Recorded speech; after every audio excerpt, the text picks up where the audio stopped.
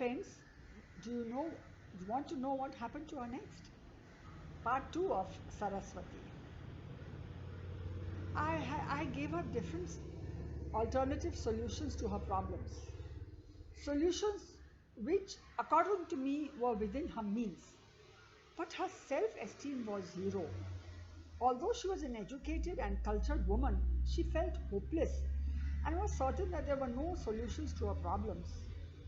Having no support from her sister, who had usurped their late father's entire estate, as well as who was controlling their widowed mother, Saraswati was feeling terribly lonely in this world and hence had been suffering in silence all the torture from her schizophrenic husband. There were so many things that she could do for the society as well as for herself.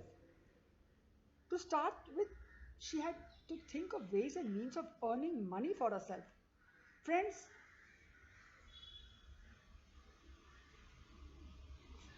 friends, being independent economically is extremely important for the women.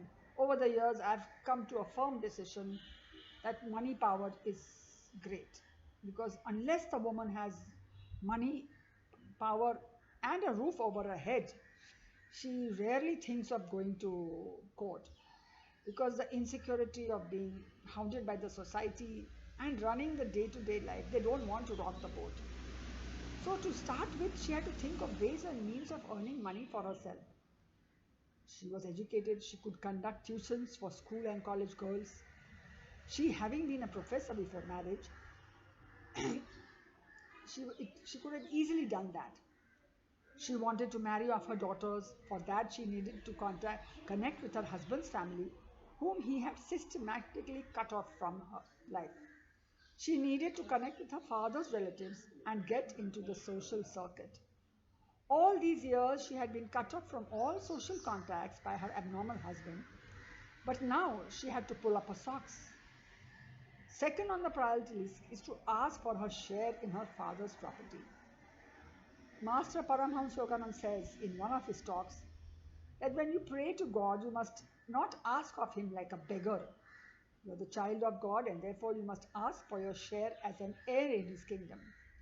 That is exactly what I told her, that she was her father's heir and was entitled to an equal share in his estate along with her widowed mother and her sister. The sister cannot dole her some pennies from the estate. However, you can take the horse to the water, you can't make him drink.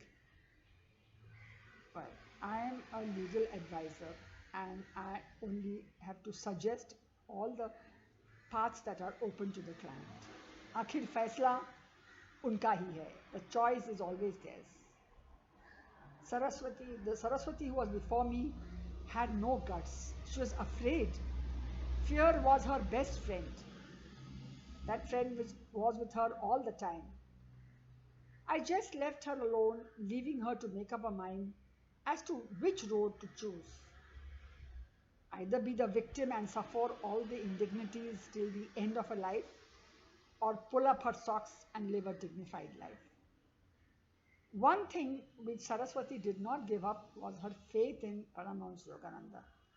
She prayed to him as if there was no tomorrow, and of course, the Master has to answer your clarion call of unflinching love and trust. As she got deeper and deeper into her sadhana, the fear in her heart started dissolving. She went about her household chores without any palpitation or fear as to when Sharad would lash out at her. She became a big shield for her daughters, protecting them from the uncertainties of Sharad's outbursts. The younger daughter had qualified with flying colors and had secured a job out of Bombay. That girl had rented a flat out of Bombay and was staying peacefully. The elder one was with her and she too was working. I used to call her once a week to see whether she was safe and alive. Suddenly, after 2 years, she came to my office yesterday as pretty as ever, but her body language was different. She was oozing out self-confidence.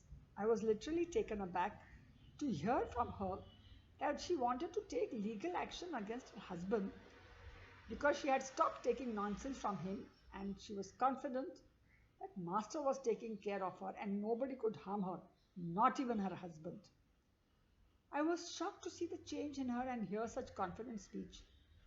She told me that she has learned to operate her daughter's laptop and can receive emails and send them.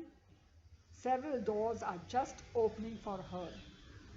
One of her friend's brother is the ACP of the nearby police station, and he has promised her full protection against any domestic violence against her.